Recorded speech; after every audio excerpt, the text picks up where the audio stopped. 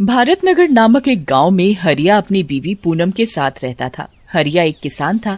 वो सारा दिन गांव में खेती बाड़ी करता और गांव वासियों को अपने खेत की ताजा सब्जी खिलाता। भारतनगर गांव में एक चुड़ैल का साया था। उस चुड़ैल ने सभी गांव वासियों की नाक में दम कर रखा था। वो रोज रात में आती और गांव वासियों का दरवाजा खटखटाती और उनसे शराब मांगती। गांव वासियों के शराब ना देने पर वो चुड़ैल उन्हें मार देती।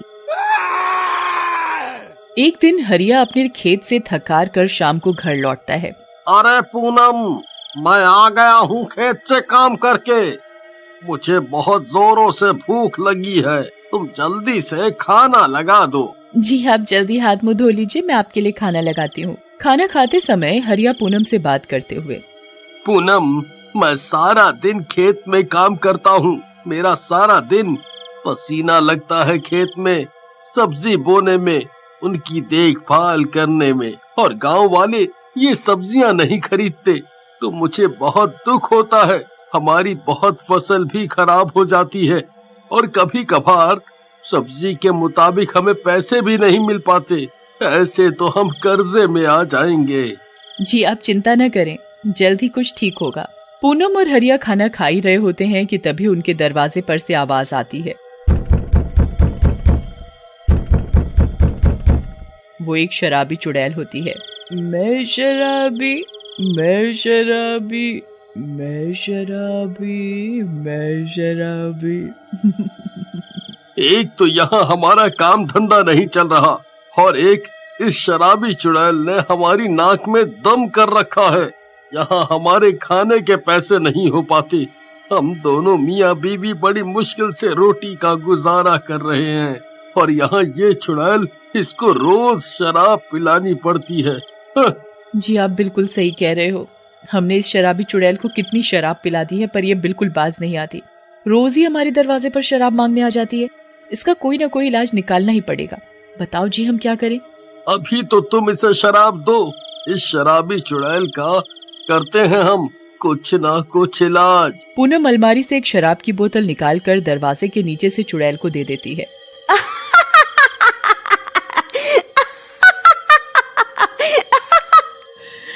बस ऐसे ही मुझे शराब मिलती रहे तो कितना अच्छा हो। कभी कभार तो मुझे कोई शराब नहीं देता, इसीलिए तो मैं उन्हें मार डालती हूँ। मुझे और किसी से नहीं मतलब, मुझे मेरी शराब से मतलब है। बस रोज एक बोतल शराब मिल जाए तो मजा ही आ जाए। मैं शराबी, मैं शराबी। चुड़ैल ऐसा बोलकर शराब पीते पीते वहां से गायब हो जाती है। अगली रात चुड़ैल फिर से पूनम के पड़ोसियों के घर का दरवाजा खटखटाती है।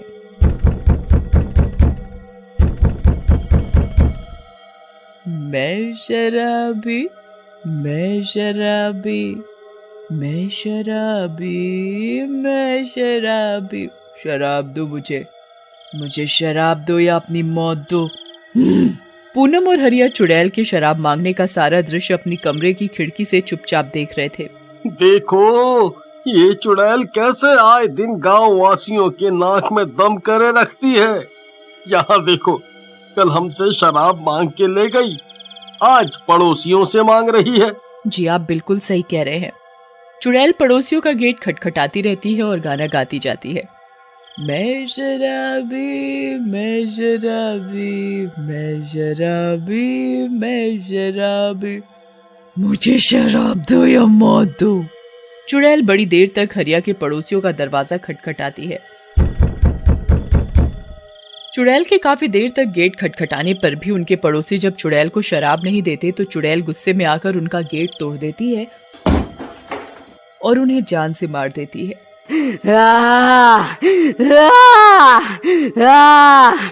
अगले दिन सारे गांववासी एकत्रित होते हैं और हरिया के पड़ोसी का अंतिम संस्कार करते हैं। अंतिम संस्कार में गांव के सरपंच भी होते हैं। तभी सारे गांववासी डरे हुए सरपंच के समक्ष अपनी परेशानी बताते हैं। सरपंच साहब, ये देखो, शराबी चुड़ैल ने गांव का क्या हाल कर दिया है। आए दिन वो किसी ना किसी की जान लेने पे तुली रहती है। हम बहुत परेशान हैं, ना ही हमारा काम धंधा चल रहा है और ऊपर से रोज इस चुड़ैल के लिए शराब लाकर रखनी पड़ती है, वो भी सिर्फ और सिर्फ अपनी जान बचाने के लिए। सारे के सारे गांववासी हरिया की बात से राजी होते हैं। जी सरपंच साहब, हमें इस चुड़ैल का कुछ ना कुछ तो इंतजाम करना ही पड़ेगा, नहीं तो एक दिन सारे के सारे गांववासी मारे जाएंगे और फिर हम इसे शराब पिला पिला कर कंगले हो जाएंगे। हाँ, तुम सही कह रहे हो, हमें जल्दी से जल्दी कुछ ना कुछ करना पड़ेगा अपने गांव के लिए, नहीं तो एक दिन हम सब बहुत बड़े संकट में आ जाएंगे। तभी एक गांववासी बोल पड़ता है, हमें ना एकजुट होकर गांव के बाबा के पास जाना चाहिए, अब तो वही हमारी परेशानी का हल निकालेंगे। सारे के सारे गांव के लोग एक साथ बाबा के पास जाते हैं और उन्हें अपनी परेशानी बताते हैं। बाबा जी हमें बचाओ, बाबा हमें बचाओ, हम सब की जान खतरे में है, बाबा हमारी जान बचाओ। क्यों, क्या हुआ बच्चों, तुम सारे के सारे इतने घबराए हुए क्यों हो? बाबा, हमारे गांव में एक चुड़ैल का साया है। वो एक शराबी चुड़ैल है और रोज रात हमारे घर के दरवाजे पर आकर वो हमसे शराब मांगती है। हाँ बाबा जी, और हम अगर उसे शराब ना दें तो वो हमें जान से मारने को कहती है। सरपंच भी हरिया की हाँ में हाँ मिलाते हुए, जी बाबा, मैं खुद बहुत परेशान हूँ। कल ही उस शराबी चुड़ैल ने हमारे गांव के एक इंसान की जान ले ली है। उसने उस शराबी चुड़ैल को शराब नहीं दी थी और उस चुड़ैल ने उसकी जान ले ली। बाबा जी, गांव का मुखिया होने के कारण मैं बहुत परेशान हूँ। आप कैसे भी करके हम सब गांव वासियों की जान बचाओ। ठीक है, तुम सब चिंता मत करो, मैं तुम्हें बताता हूँ इस शराबी चुड़ैल को मारने का तरीका। बाबा सरपंच को गंगाजल दे देते हैं। सरपंच जी, आज रात में जब भी यह शराबी चुड़ैल गांव में शराब मांगने के लिए गांव वासियों का दरवाजा खटखटाए तो तुम सब उसे ये गंगा जल एक बोतल में भर कर दे देना। इस पवित्र जल को पीने के साथ ही वो शराबी चुड़ैल मर जाएगी और उसके साथ ही इस गांव से उसका नामो निशान मिट जाएगा। बाबा सरपंच को गंगाजल थमा देता है। उसी रात चुड़ैल फिर गांव में सरपंच का दरवाजा खटखटाती है। मैं शराबी, मैं शराबी, मैं शराबी, मैं शराबी। शराब दो या अपनी मौत दो। नहीं दी तो अपनी मौत का स्वागत करो। सरपंच बाबा के बताए अनुसार ही चुड़ैल की बोतल में गंगाजल भर कर दे देता है। देखो इन गांव वासियों को मेरा कितना खौफ है। ये सारे के सारे अपने घर में मेरे लिए शराब रखते हैं। इन्हें आखिरकार अपनी जान जो प्यारी है। चुड़ैल सरपंच के द्वारा दी गई बोतल को खोलती है और उसे शराब समझकर पीने लगती है। चुड़ैल के गंगाजल पीते ही वो बहुत जोर जोर से चिल्लाने लगती है। चुड़ैल को गंगाजल पीते ही गले में जलन होने लगती है। चुड़ैल बहुत जोर जोर से चिल्लाने लगती है। अरे अरे, क्या पिला दिया मुझे, क्या पिला दिया मुझे मनहूस आदमी। इससे मेरा गला जल रहा है। अरे ये मैंने क्या पी लिया, मुझे कोई बचाओ, बचाओ मुझे, मेरे गले में जलन हो रही है। चुड़ैल गंगाजल पीते ही बहुत जोर जोर से तड़पने लगती है। देखते देखते चुड़ैल के शरीर में आग लग जाती है। उसे जलता हुआ देखकर सारे के सारे गांव के लोग अपने घर से बाहर आ जाते हैं। चुड़ैल, ओ शराबी चुड़ैल, तुझे क्या लगा था हम सब तुझसे डर गए और हम तुझे ऐसे ही अपनी मेहनत की कमाई की शराब पिलाते रहेंगे, हैं? देखा देखा तूने तेरा क्या हश्र किया है हम सब ने मिलकर। हम सब तुझे खत्म करके ही चैन की सांस लेंगे आज तो। हाँ। देखते ही देखते चुड़ैल सारी की सारी जल जाती है और गांव से उसका नामो निशान खत्म हो जाता है। अब कोई भी चुड़ैल रात में गांव वासियों को परेशान नहीं करती और सारे के सारे गांव वासी मिलकर प्रेम के साथ गांव में रहते हैं। चंदनपुर गांव में कुछ दिनों से खौफ का माहौल फैला हुआ था और ये खौफ एक चुड़ैल को लेकर था जो लोगों को मरने के बाद गटर के गंदे कीचड़ से लथपथ कर देती। अरे बाप रे, गांव में पिछले महीने से ही लोगों की मौतें हो रही हैं और मरने वाला हर एक व्यक्ति गंदे कीचड़ में ही क्यों लथपथ होता है। मुझे तो लगता है चुड़ैल इन लोगों को मारते मारते नाले में गिरा देती होगी। हाँ। बिजली भाभी, चमोली बहन, सुमन दीदी ये सब तो घर में ही मरी मिली थी और उनके शरीर पर भी बदबूदार कीचड़ लगा हुआ था। अब मुझे ये समझ नहीं आ रहा कि ये कौन से नाले में गिरकर मरी थी। तुम्हारी बातों में दम तो है, लेकिन क्या कर सकते हैं। कोई नहीं जानता कि आखिर गांव के लोगों की एक ही तरह से मौत क्यों हो रही है और मरने वाला इंसान बदबूदार कीचड़ से क्यों सना होता है। गांव वाले बहुत हैरान थे, उन्हें कुछ भी समझ नहीं आ रहा था। ऐसे ही समय बीत रहा था। एक रोज देर रात गांव के बूढ़े बिरजू को एक परछाई नजर आती है। जब बिरजू परछाई का पीछा करता है तो वो देखता है कि वो एक परछाई एक घर में गई है। असल में वो एक चुड़ैल थी। ये तो एक चुड़ैल है, यानी गांव में जितनी भी मौत हो रही है वो ये चुड़ैल कर रही है।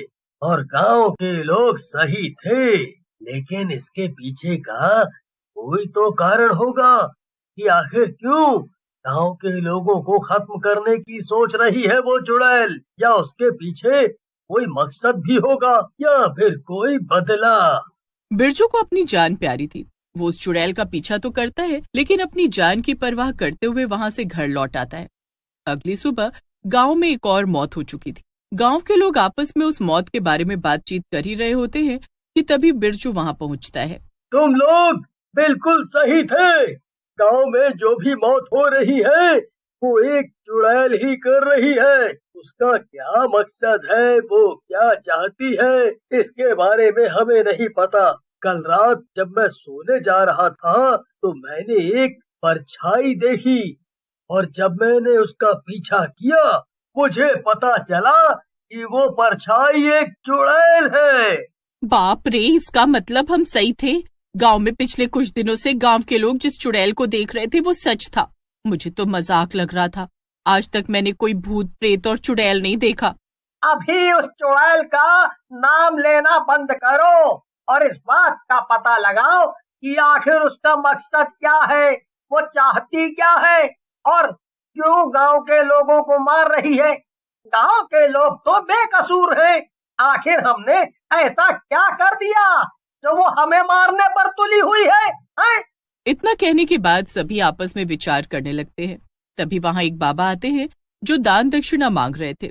अरे बाबा, दान दक्षिणा की बात ना करें।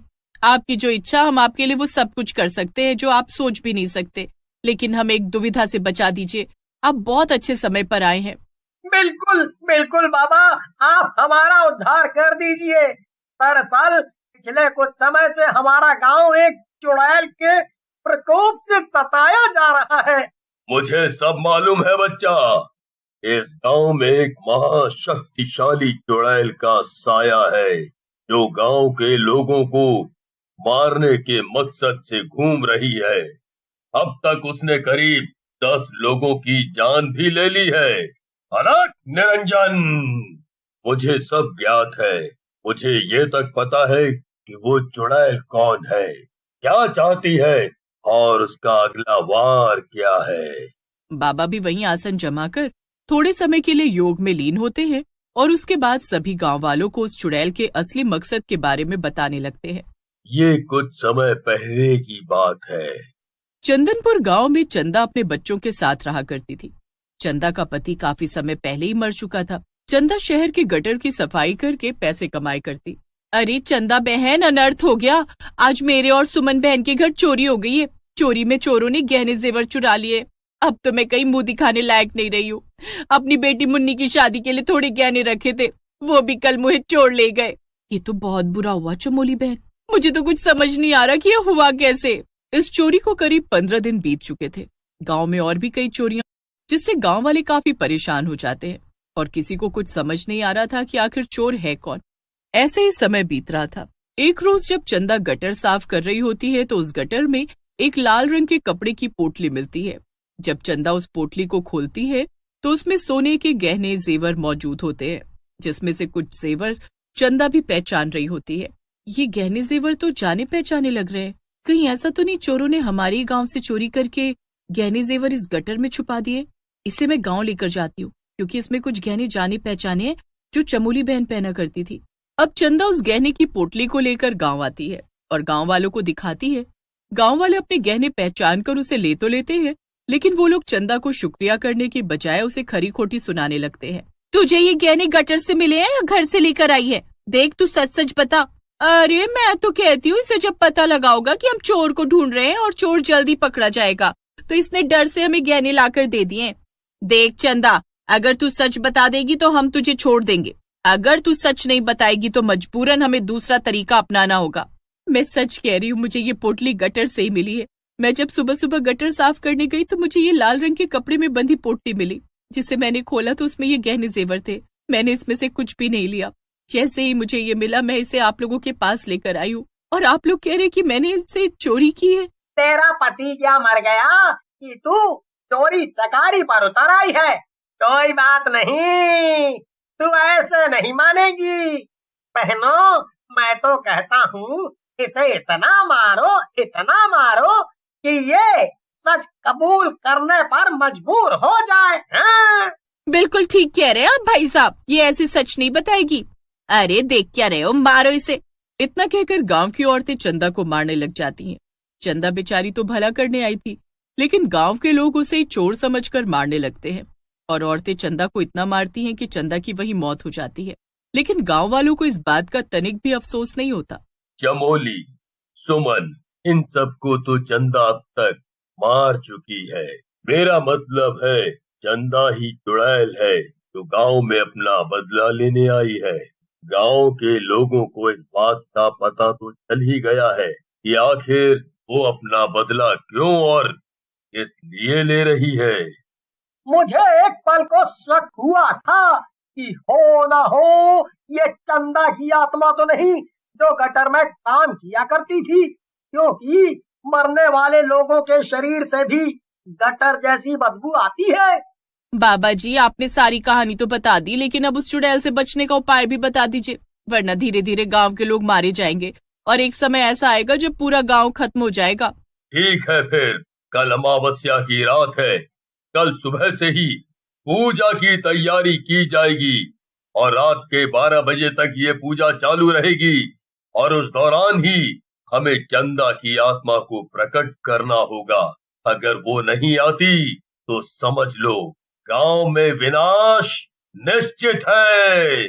गांव के लोग पूजा की तैयारी में लग जाते हैं और अगले ही दिन सभी गांव के लोग उस पूजा में शामिल होते हैं। बच्चे, बूढ़े, जवान सभी लोग पूजा में शामिल होकर विधि विधान से पूजा कर रहे होते हैं। बाबा भी उस पूजा में शामिल होते हैं। अब सुबह से रात का समय होने को आता है। सभी को उम्मीद थी कि वो चुड़ैल अवश्य आएगी और होता भी ऐसा ही है। पूजा के अनुसार वो चुड़ैल वहां प्रकट होती है। चुड़ैल को देखकर गांव के लोग डर जाते हैं और कांपते हुए हाथ जोड़कर उस चुड़ैल से माफी मांगने लगते हैं। मुझे तो तुम्हारी मौत के बारे में बहुत बाद में पता लगा। मैं उस वक्त वहाँ बिल्कुल भी मौजूद नहीं था। फिर भी मैं बाकी गांव वालों के लिए तुमसे माफी मांगता हूँ। हाँ चुड़ैल बहन, हमें माफ कर दो, हमसे गलती हुई है। हमने तुम्हें नहीं समझा। अगर हमने तुम्हें समझा होता तो आज तुम हमारे बीच होती। मैं गांव वालों पर कैसे विश्वास कर लूं? जब ये मेरे ना हो सके तो मेरे बच्चों के क्या होंगे? गांव वाले हाथ जोड़कर एक साथ चुड़ैल से माफी मांगते हैं और उसके बच्चों को अच्छी स्कूल, अच्छी परवरिश देने का वादा करते हैं। तब कहीं जाकर वो चुड़ैल गांव वालों को माफ करती है और जैसे ही चुड़ैल गांव वालों को माफ करती है, उसे मुक्ति मिलने लगती है।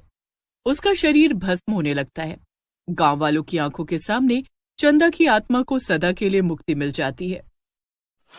ऐसी ही मजेदार वीडियो देखते रहने के लिए सब्सक्राइब करें और मेरे वीडियो को लाइक करें।